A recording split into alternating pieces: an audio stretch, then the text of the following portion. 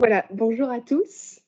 On est ravis avec Christine de vous accueillir de façon digitale pour ce webinaire concernant la réglementation relative aux lanceurs d'alerte, qui est d'actualité et même plus d'actualité que ce qu'on pensait quand on organisait ce webinaire, parce que la loi a entre-temps été adoptée par la Chambre des représentants jeudi dernier, le 24 novembre, et sera donc publiée au Moniteur belge, là dans les jours qui suivent, avec une entrée en vigueur, mais on reviendra plus en détail sur ce point, mais une entrée en vigueur à partir sans doute donc de mi ou fin février 2023, ce qui est très rapide.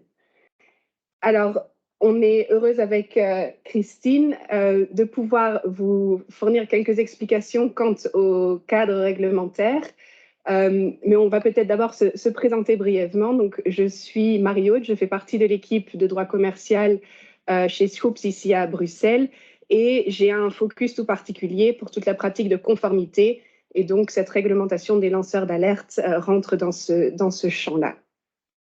Et bonjour à tous et à toutes, je m'appelle Christine et je fais partie du département droit social, droit du travail de chez Scoops. Et on va voir au cours de ce webinaire que la nouvelle législation va avoir un impact important pour les employeurs et les travailleurs, raison de ma présence ici avec vous aujourd'hui.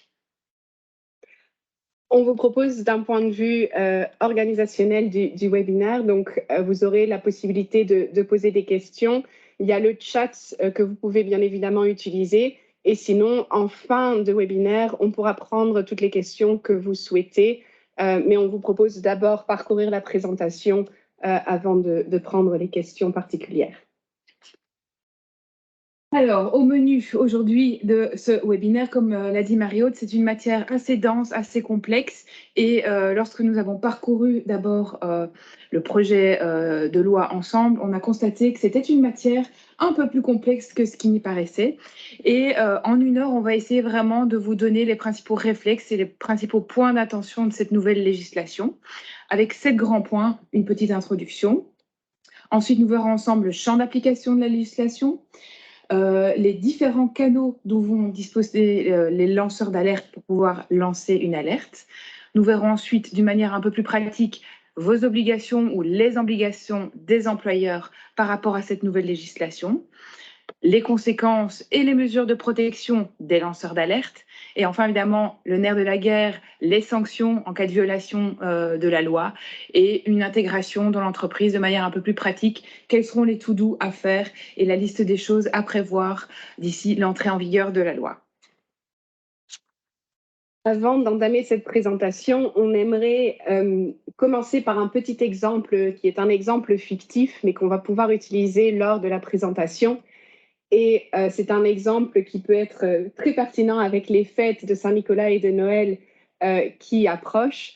Imaginons que nous avons une usine belge qui produit du chocolat et que lors des analyses bactériologiques qui sont effectuées sur le chocolat de façon régulière, un des employés remarque qu'il y a une contamination à la salmonelle du chocolat qui est produite sur une des lignes et qui va sous peu être commercialisée au grand public. L'employé en question est au courant de cette contamination à la salmonelle, en informe ses supérieurs en interne, mais remarque que personne n'entreprend de mesures particulières et donc que ce chocolat va se retrouver dans les grandes surfaces, prêt à être acheté par les consommateurs. Donc ici, on a un danger réel, un danger de sécurité alimentaire pour le grand public. Cet employé, au jour d'aujourd'hui, il peut décider de lancer l'alerte au grand public par la presse, les réseaux sociaux, mais jusqu'à l'entrée en vigueur de la loi sur la protection des lanceurs d'alerte, il n'y a aucun cadre réglementaire qui va encadrer ce lancement d'alerte et cet employé-là ne sera pas protégé non plus d'une représaille quelconque qui serait prise par son employeur. Eh bien, tout ça, dans pas très longtemps, sera du passé parce que cet employé-là, sous l'application de la loi sur la protection des lanceurs d'alerte, pourra divulguer publiquement cette information par rapport à la contamination de salmonelle sans avoir de risque de représailles par après. Et la façon dont il peut ou la manière dont il pourra communiquer ces informations est maintenant également réglementée. Donc, c'est un exemple qu'on va utiliser lors de la présentation pour clarifier certains points de la loi. Tout à fait. D'ailleurs, les lanceurs d'alerte, c'est un hot topic, hein, comme on dit, un sujet vraiment brûlant. Il y a énormément d'articles de presse qui en parlent. On a tous entendu parler de Edward Snowden, plus anciennement le film, plusieurs films sur le sujet. Donc, effectivement, c'est un sujet très à la mode qui nous intéresse tous et toutes. Et on va constater qu'en réalité, le lanceur d'alerte, c'est un sujet un terme qui a été développé dans les années 90, pour la petite introduction historique, par deux sociologues. Et ça vise en fait une personne ou un groupe qui va tirer la sonnette d'alarme afin de stigmatiser un comportement qui vont à l'encontre du bien commun. Et c'est là justement toute la différence avec un dénonciateur qui va pouvoir en fait dénoncer des choses dans son intérêt particulier. Ici, c'est vraiment la protection du bien commun. Alors, aux États-Unis, ils sont toujours un peu les précurseurs dans ce genre de choses. Il y a déjà des législations qui existent depuis les années 80. En Europe, on a un peu plus tardé, mais une directive est finalement arrivée en 2019 sur la question. En Belgique, il n'y avait pas vraiment de législation générale et uniforme sur le sujet. En revanche, on retrouve plusieurs types de législation un peu éparses, notamment dans le domaine financier, dans le code d'instruction criminelle, avec l'obligation, par exemple, de dénonciation civique pour les témoins d'attentats. Donc, on avait vraiment des législations focalisées sur certains domaines, mais il n'y avait pas de législation générale et uniforme. Ensuite, comme on l'a signalé, la directive européenne a été prise le 23 octobre 2019, avec obligation de transposer ces directives pour chaque État membre pour le 17 décembre 2021. Vous voyez que presque un an plus tard, on y est presque enfin, puisqu'il y a effectivement ce projet de loi du 11 octobre 2022 qui vient d'être adopté le 24 novembre là donc tout récemment et qui va donc être publié au Moniteur belge dans les prochains jours. Alors, comme l'a dit brièvement Marie-Aude en introduction, la loi entrera en vigueur 2 mois après sa publication au Moniteur belge, donc probablement vers le mois de février-mars, sauf certaines dispositions, puisque certaines dispositions entreront en vigueur le 17 décembre 2023 au plus tard. Et ça concerne les PME, c'est-à-dire les entités juridiques qui comptent entre 50 et 249 travailleurs. Donc eux, toutes les dispositions rentreront en vigueur un peu plus tard pour eux. Alors, la loi vise à protéger les lanceurs d'alerte, donc elle est générale, hein, comme on vient de le dire.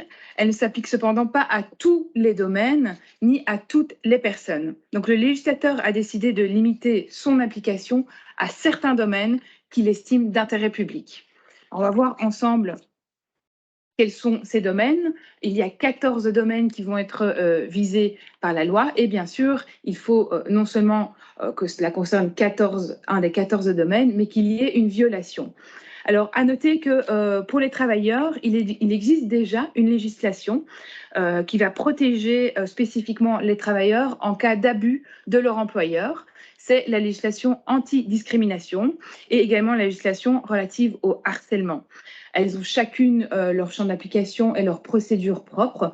Ces deux législations protectrices vont continuer à s'appliquer en parallèle à cette législation. Pourquoi? Parce que la loi, en fait, précise que la législation la plus protectrice s'appliquera dans le cas où il y a deux législations qui réglementent la même matière.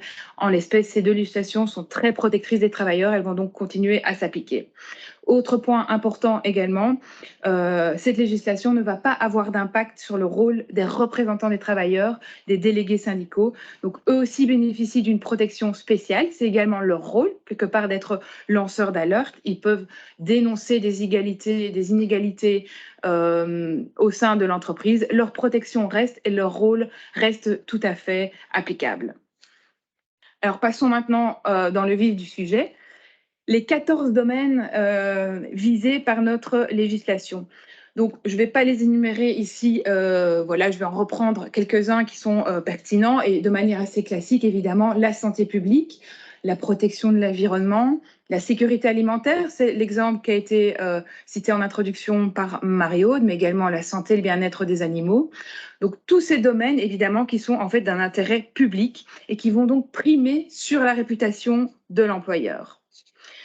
Que dire d'autre? On pourrait relever également les deux petits drapeaux belges. C'est en réalité la spécificité de la Belgique, puisque la directive permettait aux États membres d'élargir le champ d'application de la directive, et la Belgique a décidé d'élargir la directive à la lutte contre la fraude sociale et la lutte contre la fraude fiscale, ce qui n'est pas vraiment surprenant, puisqu'on sait que la lutte sociale contre la fraude sociale et fiscale, c'est vraiment le cheval de bataille vraiment ici de notre législateur, mais également des services d'inspection. Donc voilà, pas vraiment une grande surprise. Alors, on vient de voir qu'il fallait rentrer dans l'un des 14 domaines protégés. Le lanceur d'alerte, il devait signaler, donc ça doit être maintenu dans ce 14 domaines, mais encore faut-il qu'il y ait une violation, évidemment, pour pouvoir être protégé. Alors, la violation est définie par la législation de manière extrêmement large, puisque c'est un acte, donc un acte, c'est quelque chose de positif, mais également une omission qui sont illicites et qui vont à l'encontre de l'objet ou de la finalité des règles prévues dans les 14 domaines visés et qui se sont produits ou qui sont susceptibles de se produire. Donc, on voit vraiment une définition très large, beaucoup plus large qu'une infraction. Alors, également à noter que les actes qui, a priori, ne paraissent pas illicites sur un plan formel, mais qui vont quand même à l'encontre de l'objet ou de la finalité de la loi sont également visés. On pense ici aux pratiques abusives, notamment en matière fiscale, les fameux montages fiscaux où, par exemple, une société crée une construction fiscale. Chaque acte pris séparément n'est pas en soi illégal, mais lorsque l'on regarde la construction, on se rend compte qu'en fait, la société a essayé d'éluder l'impôt. Ça rentre également dans la définition du terme violation. Et on va encore même plus loin, puisque les tentatives de dissimulation de la violation sont également visées. Alors, vont être exclus du champ d'application de la législation de manière peu surprenante et assez classique la sécurité nationale et la défense, toutes les informations classifiées, mais également toutes les informations couvertes par le secret des délibérations judiciaires, ainsi que les informations couvertes par le secret médical et le secret professionnel, notamment celui des avocats. Et là, il y a une distinction importante à faire entre le secret professionnel, donc des médecins et des avocats, qui est exclu du champ d'application. Donc, ça veut dire concrètement qu'un avocat ne peut pas enfreindre son secret professionnel pour aller divulguer des informations, même si ces informations-là concernent des violations. À l'inverse, toute personne qui détient un secret d'affaires ou un secret professionnel aura quand même la possibilité d'aller divulguer ces informations-là sans pouvoir être sanctionné. Donc, très concrètement, on peut prendre l'exemple d'un juriste d'entreprise qui a une obligation de discrétion et un secret professionnel. Un juriste d'entreprise qui, dans le cadre de ses fonctions, obtiendrait des informations qui indiquent qu'il y a des violations dans un des 14 domaines mentionnés par Christine, peut lancer l'alerte et quand même bénéficier de la protection prévue par la loi. Ça va même plus loin. Il n'aura aucune responsabilité en cas d'une violation. On parle du juriste d'entreprise, mais il s'agit en fait de toute personne tenue par la confidentialité, que ce soit par le biais d'un contrat et d'une clause de confidentialité ou d'une autre disposition légale, réglementaire ou administrative. Ces personnes-là, si elles divulguent des secrets professionnels ou des secrets d'affaires, aucune action civile, ni pénale, ni administrative, ni aucune sanction professionnelle ne pourront être prises à l'encontre de ces personnes. Il y a quelques conditions à remplir, mais qui sont des conditions qui peuvent facilement être remplies par ces personnes-là. Premièrement, il faut que la personne, le lanceur d'alerte, ait quand même un motif raisonnable de croire que le signalement d'informations qui normalement sont couvertes par le secret professionnel est nécessaire pour révéler la violation. Il faut que l'obtention de l'information couverte par le secret professionnel ou l'accès à ces informations ne constitue pas en tant que telle une infraction pénale autonome. On peut penser au vol de données, que ce soit un vol informatique ou un vol classique. Cependant, même s'il y a eu vol des informations couvertes par le secret professionnel, la responsabilité du lanceur d'alerte sera limitée uniquement à sa responsabilité pénale pour l'infraction pénale autonome et non pas pour la divulgation en tant que telle du secret professionnel. Et après, bien évidemment, il faut que si jamais on veut bénéficier donc de cette immunité de responsabilité, que la responsabilité qui est invoquée par l'employeur, qu'il y ait un lien causal entre l'action en responsabilité qui a été introduite et le signalement qui a été effectué, et il faut que le signalement soit nécessaire pour révéler la violation. Donc ça, c'est quelque chose de très important, je pense pour une grande majorité d'entre vous qui êtes juristes d'entreprise, de savoir que votre secret professionnel en tant que tel ne tombe pas sous l'exclusion de la loi sur les lanceurs d'alerte.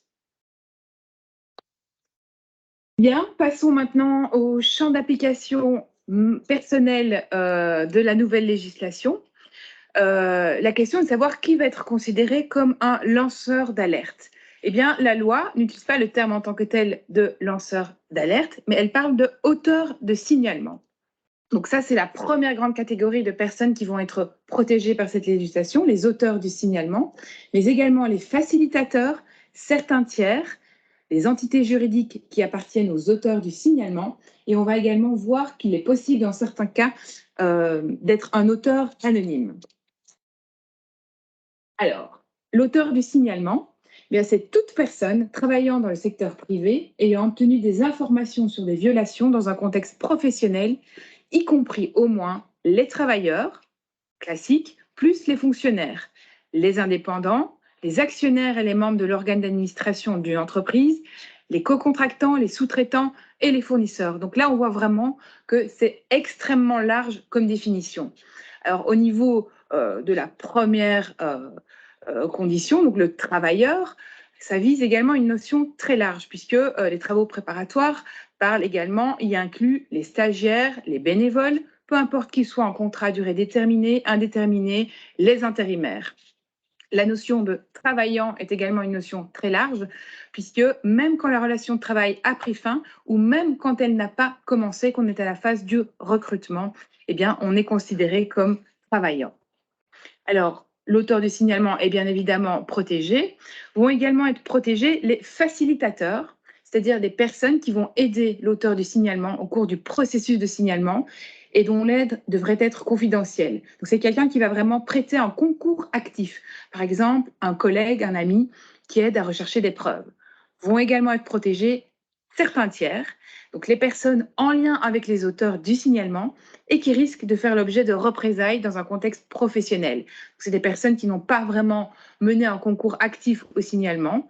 Ça peut être par exemple des proches de l'auteur qui risquent de faire l'objet de mesures de représailles par ricochet. Ils sont également protégés. Vont également être protégées les entités juridiques qui appartiennent aux auteurs du signalement. Prenons par exemple un indépendant qui fera un signalement, eh bien sa société est également visée par la législation. Alors, en ce qui concerne les auteurs anonymes, alors le signalement anonyme, évidemment, est plus complexe à mettre en place d'un point de vue pratique. C'est pour ça que la directive européenne laissait aux États la possibilité ou non d'y avoir recours. En Belgique, il a été décidé qu'il serait obligatoire seulement pour les grandes entreprises. Donc, les grandes entreprises devront mettre en place un canal interne. Et au sein de ce canal interne, si votre entreprise a plus de 250 travailleurs, eh bien, ce canal interne devra pouvoir permettre à ce que ce soit anonymisé. Alors, juste au niveau vocabulaire, anonyme est différent de confidentiel, puisque lorsque le signalement ou les informations sont reçues sans que personne n'en connaisse la source, là, c'est anonyme.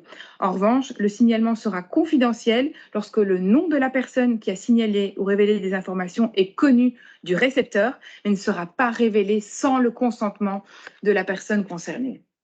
Il est important de noter donc qu'il y a une obligation légale de prévoir un signalement anonyme pour les grandes entreprises, donc de plus de 250 travailleurs, mais que les entités plus petites ont bien évidemment le droit de prévoir cette possibilité à leurs travailleurs de faire des signalements anonymes s'ils le souhaitent. Ceci nous amène aux différents canaux que la loi prévoit pour pouvoir effectuer des signalements. Donc, on a d'une part un canal de signalement interne, et c'est sur ce sujet-là qu'on va se focaliser aujourd'hui parce que c'est là où il y a une réelle obligation de la part de l'employeur d'aller organiser et de créer ce canal. Il y a un canal de signalement externe qui sera organisé par les autorités compétentes et la divulgation publique qui est quelque chose qu'on connaît déjà aujourd'hui, où des informations sont communiquées au grand public par le biais de la presse, des réseaux sociaux ou de tout autre moyen. Il est important de noter qu'il n'y a pas de hiérarchie entre les moyens de signalement. Donc, un lanceur d'alerte peut décider d'utiliser oui ou non le canal interne, externe ou de faire une divulgation publique. Il y a une petite nuance à apporter pour la divulgation publique qui peut être faite à tout moment, mais afin de bénéficier en tant que lanceur d'alerte de la protection prévue par la loi, il faut remplir certaines conditions et on y reviendra lors de cette présentation. Et en fait, l'idée de ces différents canaux, c'est que le lanceur d'alerte lui-même décidera du moyen qui est le plus approprié pour faire le signalement, dépendant des circonstances. Donc, un lanceur d'alerte qui pense que la violation ne peut pas être remédiée en interne ou bien qui a trop peur d'un risque de représailles ne fera pas de signalement interne et optera plutôt pour un signalement externe. Alors, qu'est-ce qu'un canal? Parce qu'on dit que les employeurs doivent organiser des canaux, mais qu'est-ce qu'un canal de signalement interne? C'est un moyen pour la réception des signalements qui doit être conçu, établi et géré d'une manière sécurisée, qui doit garantir la confidentialité de l'identité de l'auteur et de tout tiers qui est mentionné dans ce signalement et qui empêche l'accès par des membres du personnel non autorisé. Donc tout ça reste assez théorique. En pratique, il faut que les employeurs mettent en place des moyens pour pouvoir recevoir des signalements qui seraient effectués par, entre autres, des travailleurs. Ça peut être par écrit, ça peut être à l'oral ou bien les deux. Par écrit, on peut penser à une boîte mail qui serait créée spécialement pour réceptionner des signalements effectués. On peut penser à des chatbox en interne, à des plateformes sur intranet conçues par l'employeur même, ou bien, et c'est ce qu'on voit de manière générale, et c'est ce qui est et ce qui sera le plus utilisé par les sociétés, c'est de faire appel à des développeurs de software externes qui sont spécialisés dans cette matière de protection des lanceurs d'alerte et qui vont créer des plateformes externes par le biais desquelles on peut donc faire des signalements qui seront ensuite transmis aux employeurs. Il peut également être prévu par les employeurs qu'un signalement oral peut être effectué. Là, il peut s'agir d'une permanence téléphonique, d'une messagerie vocale qui est mise à disposition, ou bien de la possibilité de demander d'avoir un entretien avec la personne responsable pour réceptionner les signalements. Et de nouveau, les deux peuvent coexister. Les travaux préparatoires de la loi recommandent de prévoir plusieurs moyens pour effectuer un signalement et de ne pas se limiter, par exemple, uniquement à l'utilisation d'une plateforme, de nouveau pour permettre au lanceur d'alerte lui-même de choisir le moyen le plus approprié, dépendant des circonstances et des informations qu'il a à communiquer. Qui doit prévoir ce canal interne? En principe, c'est toute entreprise qui compte au moins 50 travailleurs. On y reviendra plus en détail, parce que pour les entreprises entre 50 et 250 employés, l'obligation d'organiser un canal interne sera d'application à partir du 17 décembre 2023, donc il y a un peu de temps. Pour toute entreprise avec 250 employés ou plus, cette obligation va rentrer en vigueur sous peu, on parle donc de mi-février.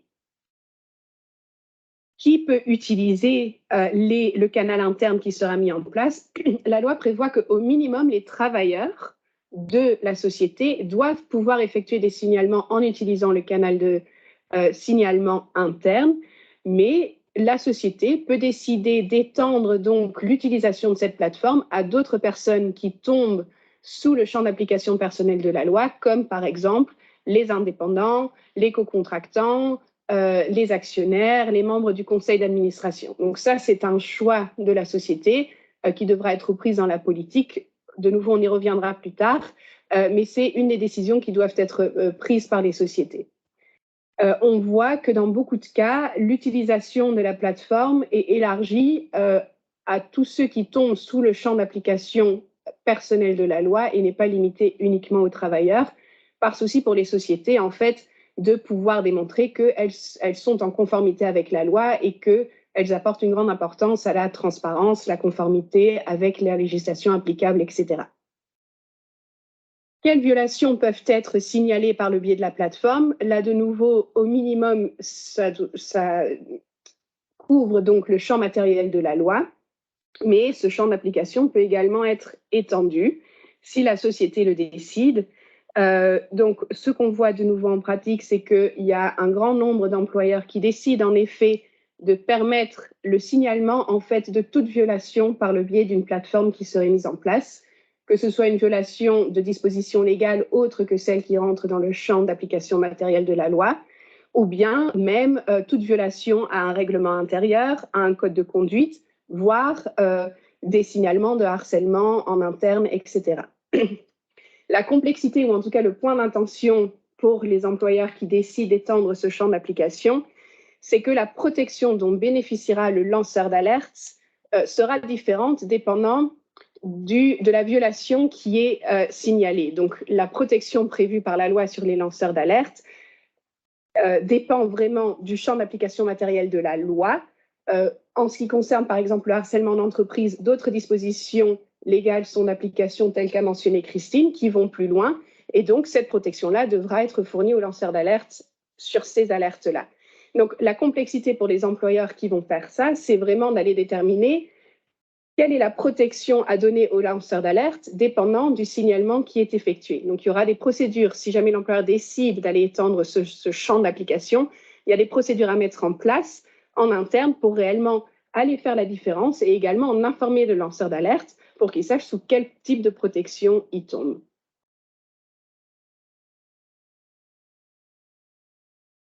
Il ne suffit pas de faire un signalement. Après, le signalement en tant que tel doit être traité en interne. Là, la loi prévoit qu'un gestionnaire de signalement doit être désigné au sein de la société qui va traiter le signalement. Donc, il s'agit ou bien d'une personne unique ou d'un service ou bien d'un comité qui est constitué de personnes qui ressortent de différents services. Ce n'est pas nécessairement la même personne que celle qui reçoit les signalements, ce qui sera le cas pour les sociétés qui vont utiliser des plateformes externes.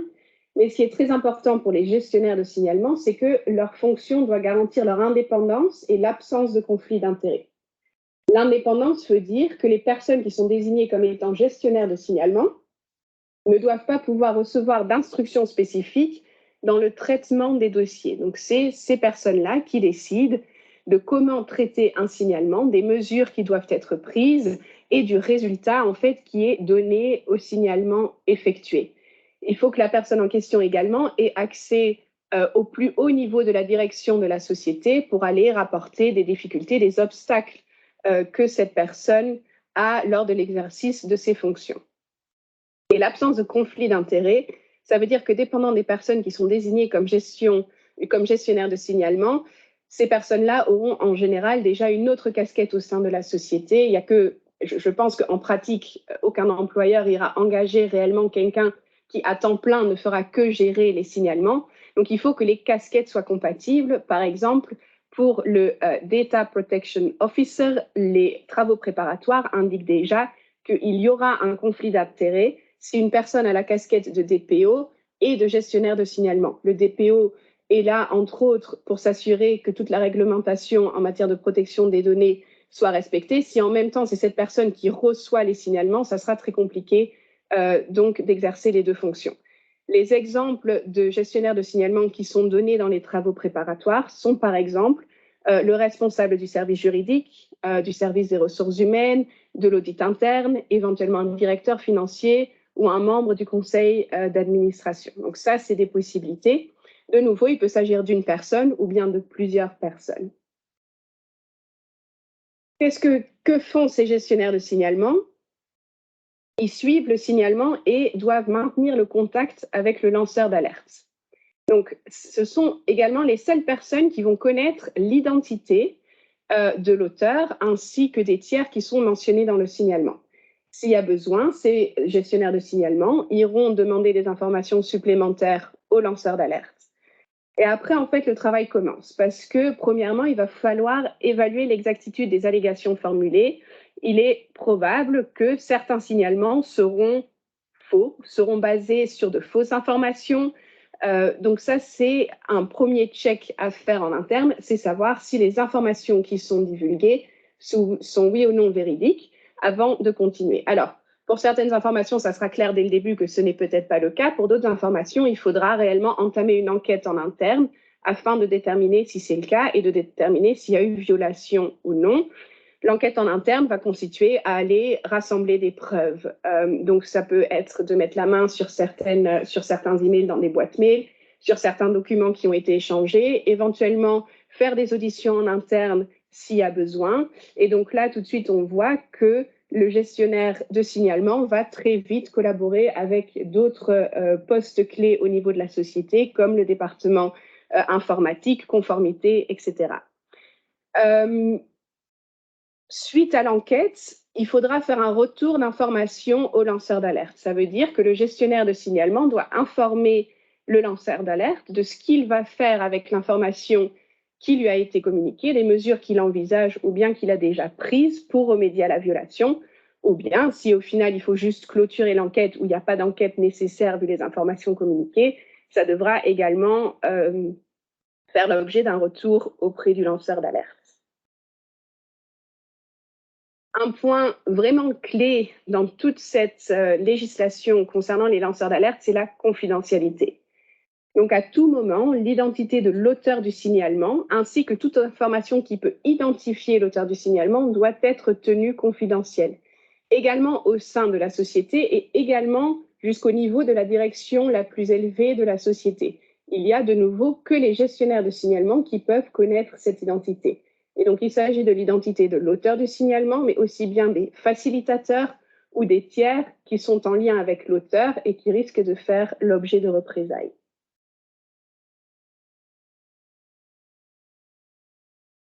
La loi prévoit des délais assez courts pour le traitement des signalements. Donc, un signalement est effectué. Dans les 7 jours qui suivent le signalement, un accusé de réception doit être envoyé au lanceur d'alerte. La loi ne prescrit aucune forme particulière pour cet accusé de réception. Et dans les 3 mois qui suivent l'envoi de l'accusé de réception, il faut que le gestionnaire de signalement communique les mesures qui sont envisagées ou prises et également les motifs. Donc, il ne suffit pas de juste communiquer « nous avons ouvert une enquête », il faut expliquer les raisons pour lesquelles cette mesure-là a été choisie. Il est important de noter, je pense, que les 3 mois, cette période de 3 mois ne veut pas dire que l'enquête doit être clôturée pendant cette période des 3 mois. Pour ça, dépendant des violations et des informations communiquées, les sociétés auront besoin de plus de temps que de 3 mois. Il n'y a aucun souci en tant que tel que ça prenne plus de temps, mais il est important de faire un premier retour au lanceur d'alerte dans ces 3 mois avec les mesures qui sont du coup envisagées.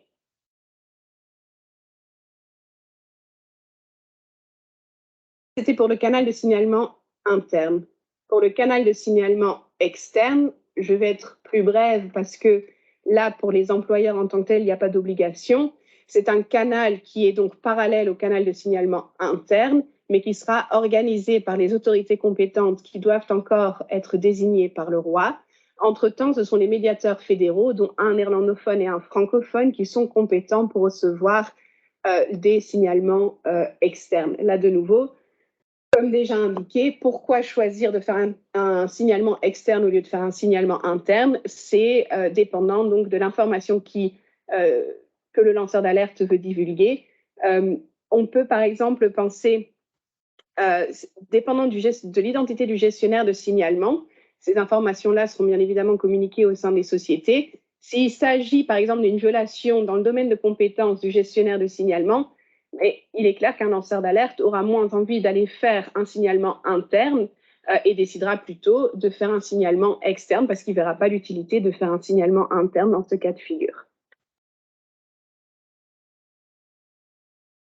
Et après, on a la divulgation publique qui est possible à tout moment, comme on l'a déjà remarqué. Mais il est important de savoir que, afin qu'un lanceur d'alerte qui fait une divulgation publique soit protégé par la loi, il y a certaines conditions à remplir. Et là, on doit faire une distinction entre une divulgation indirecte ou directe.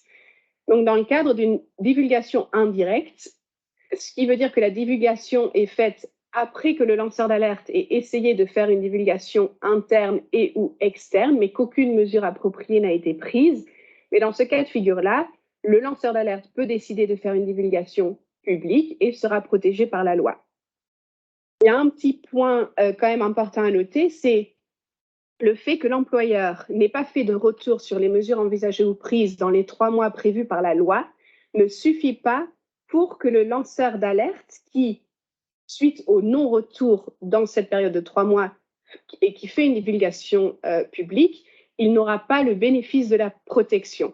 Donc, il faut vraiment que la mesure qui lui a été communiquée ne soit pas appropriée. Le fait que la société ne respecte pas ce délai des 3 mois n'est pas suffisant pour lui donner la protection.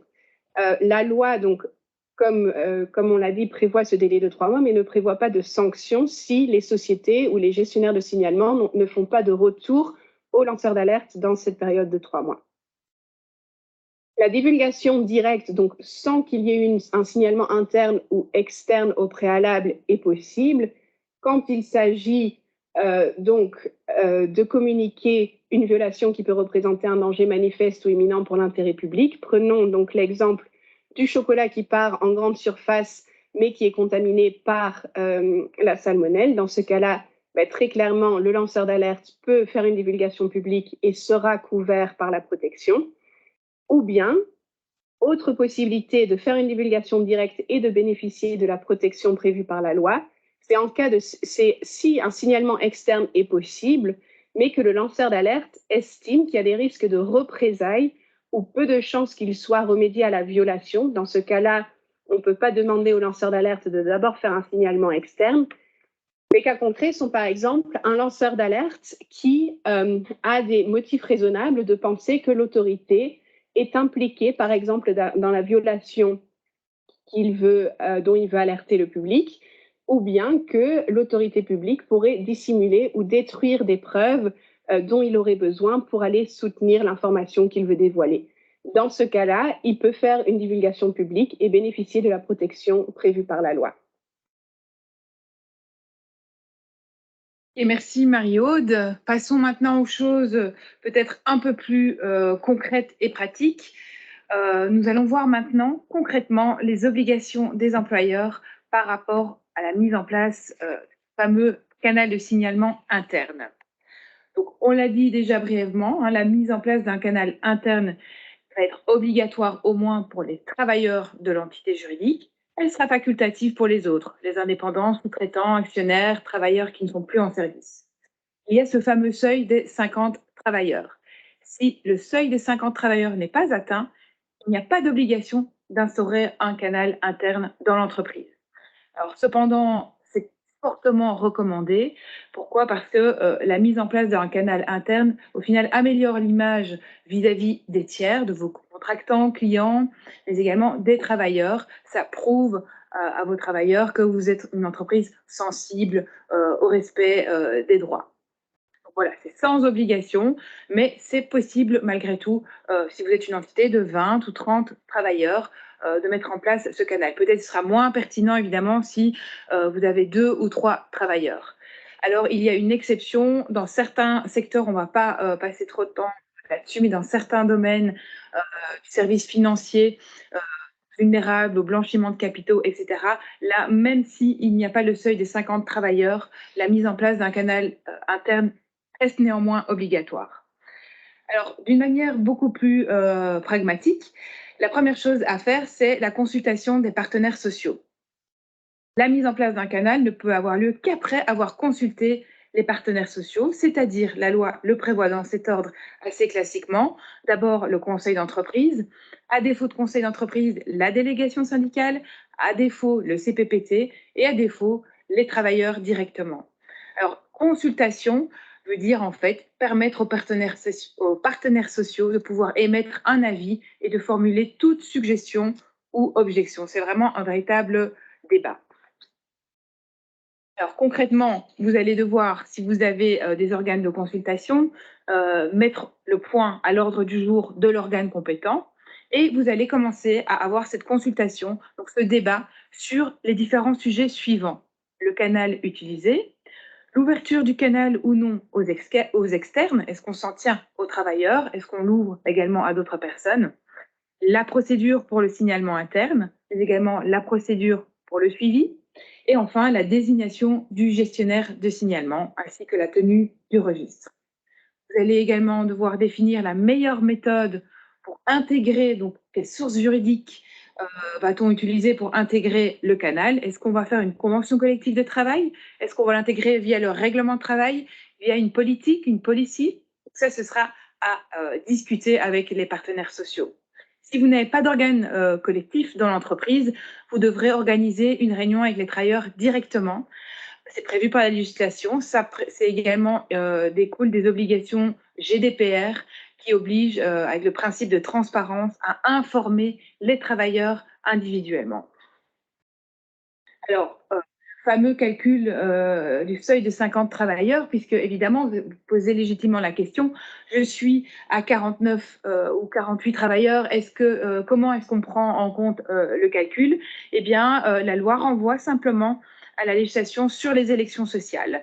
Donc, ça va être la même méthode de calcul. On va prendre la moyenne des travailleurs occupés dans l'entité juridique, donc sur base des limona, sur 4 trimestres que l'on va diviser par 365 et on aura ainsi la moyenne permettra de savoir si vous atteignez le seuil ou non. Sont repris en compte dans le calcul les étudiants, les intérimaires, les travailleurs en maladie de longue durée, mais également tous les travailleurs dont le contrat est suspendu, qui sont en créditant congé parental. Pas pris en considération les contrats de remplacement, ni les stagiaires, conventions d'immersion professionnelle. Au final, quand on regarde, si vous faites appel régulièrement à des étudiants ou à des intérimaires, il est possible qu'alors même que vous n'ayez que 46 travailleurs fixes, vous rentriez quand même en d'application. Cela fera augmenter au final votre moyenne. On a vu comment organiser un canal, la possibilité pour les lanceurs d'alerte de faire des signalements. Et donc maintenant, la question se pose des mesures de protection pour ces lanceurs d'alerte.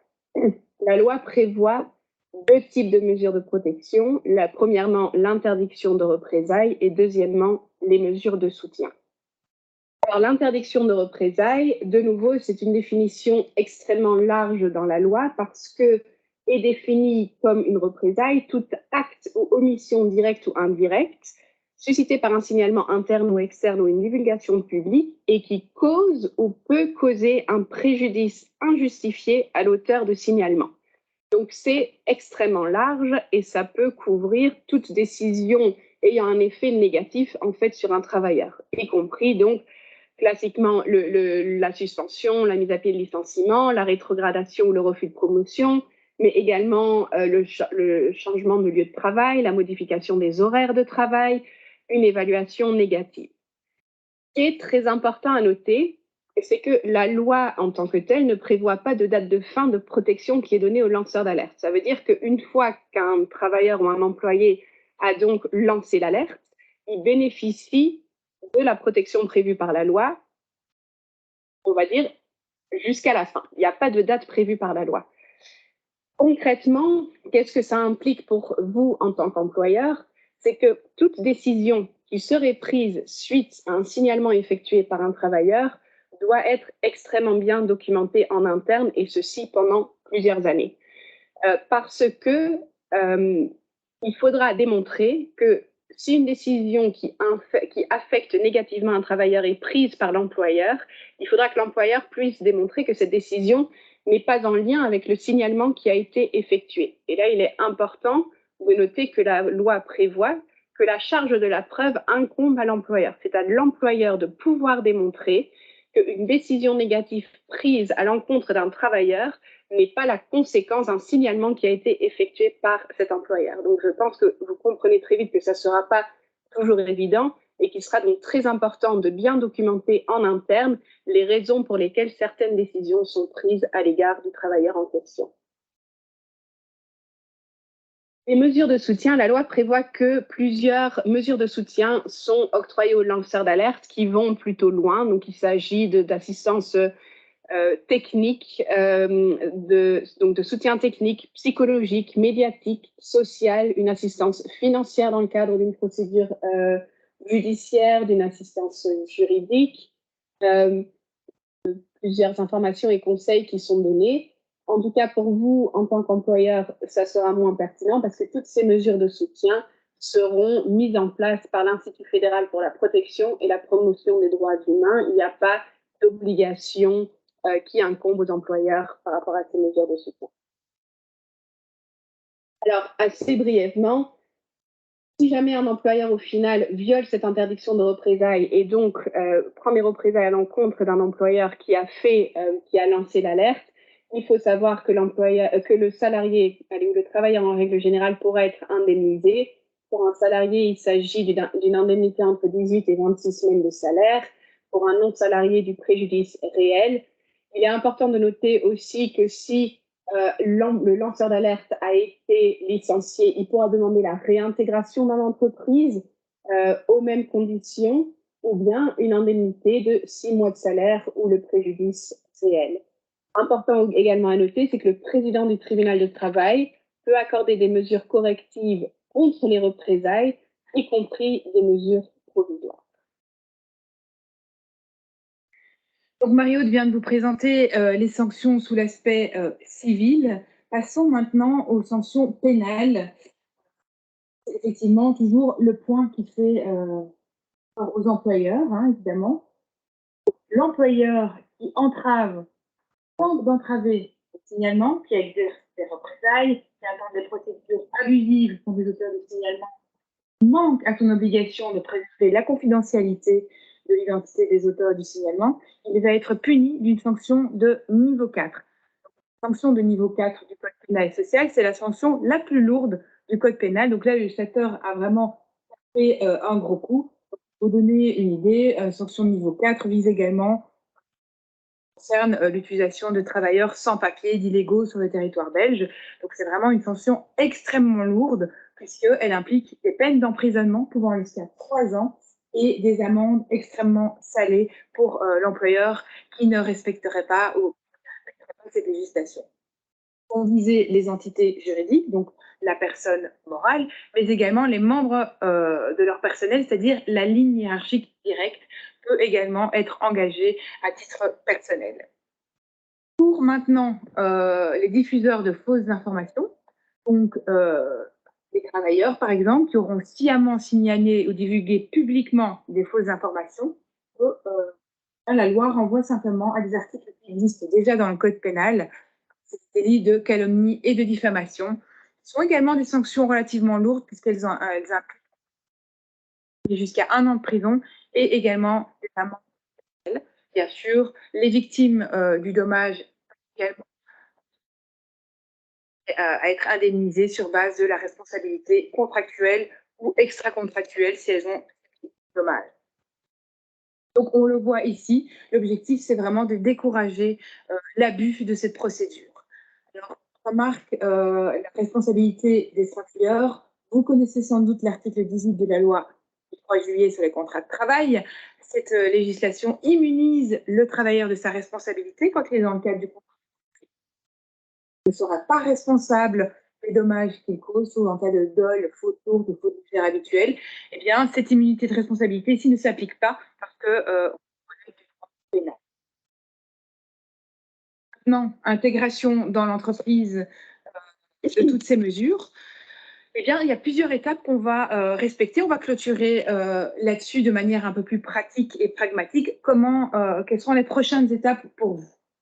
La première étape, c'est de calculer le nombre de travailleurs dans votre entreprise sur base de la législation sur les élections sociales. Et donc, si vous avez moins de 50 travailleurs dans l'entreprise, vous n'aurez pas d'obligation de mettre en place un canal interne, sauf si vous relevez des secteurs financiers et définis par la loi. Si vous êtes entre 50 et 249 travailleurs, vous devrez mettre en place un canal interne sans obligation d'accepter les signalements anonymes. Vous pouvez le faire, mais ce n'est pas obligatoire. Il y a plus de 249 travailleurs dans l'entreprise, vous devrez mettre en place un canal interne avec obligation de signalement anonyme. La première étape. l'étape, quel délai devrez-vous faire? Il y a moins de 50 travailleurs, vous êtes complètement libre d'instaurer un canal, mais il n'y a pas d'obligation de délai, sauf toujours les exceptions. Et il y a entre 50 et 249 travailleurs. Vous devrez respecter vos obligations pour le 17 décembre. Vous êtes une grosse entreprise, qu'on appelle grosse entreprise, c'est plus de 249. 2 mois qui suivront l'entrée en vigueur de la loi. Comme la loi va être publiée potentiellement dans les prochains jours, ce sera le mois de février, mois de mars. Troisième étape, la concertation sociale. Vous allez devoir concerter.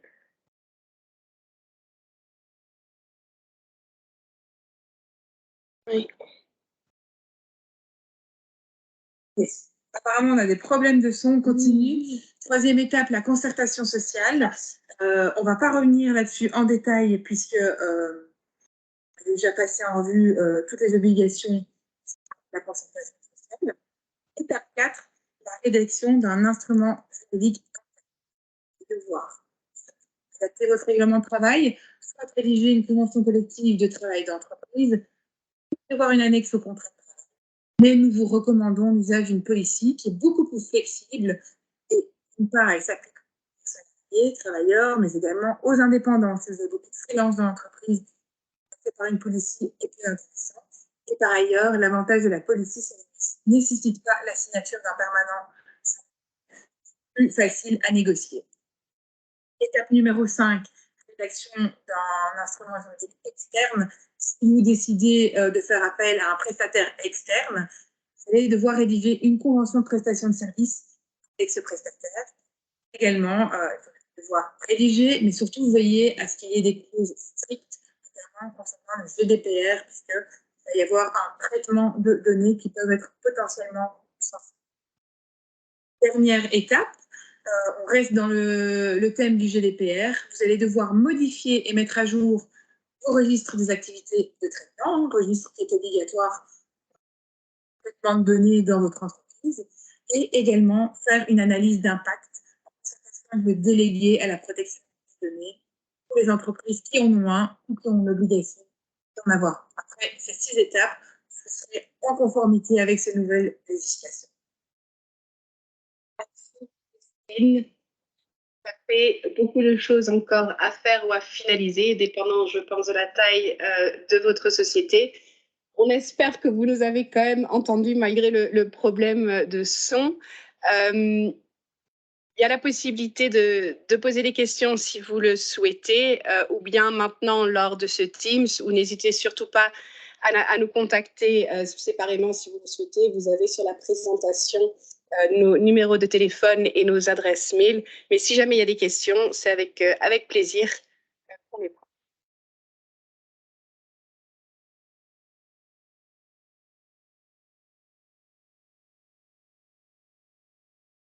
Vraiment, tout était clair.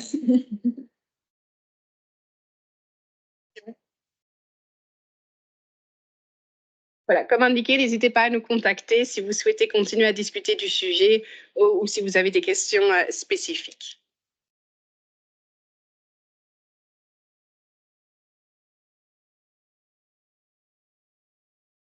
Merci beaucoup. Au revoir. Merci, au revoir.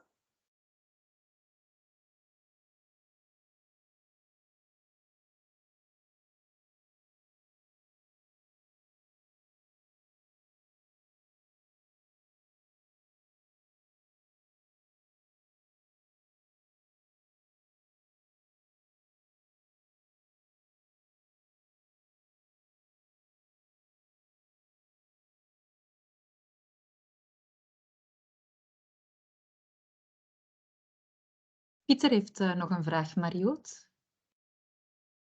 Zeker. Dag Pieter.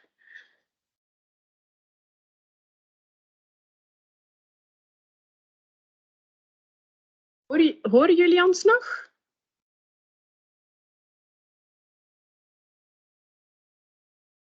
Ja, wij horen jullie nog. Pieter, als je nog een vraag hebt en je wilt ze in de groep stellen, zet je dan even op unmute. Ja, dankjewel Lisbeth. Gewoon een praktische vraag. Uit heel de uitleg komt naar voren dat de persoon intern die de meldingen behandelt effectief een individu moet zijn, maar kan er voor die persoon ook een backup zijn? Of mag het alleen maar één persoon zijn? Nee, En het geen mag... functie? Op die manier. Dat is een goede vraag. Ik denk dat het... Dus het kan één of meerdere personen zijn, maar het lijkt mij wel van belang om die persoon te kunnen identificeren, persoonlijk, los van de functie. Oké, maar dat is duidelijk. Want Ja. gelet op de korte termijnen kan het wel eens zijn dat een persoon niet aanwezig is ook.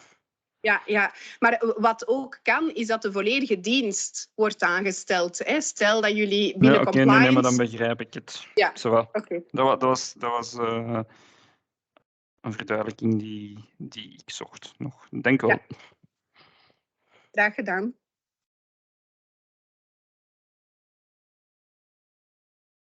Voilà, s'il n'y a pas d'autres questions. Bon après-midi.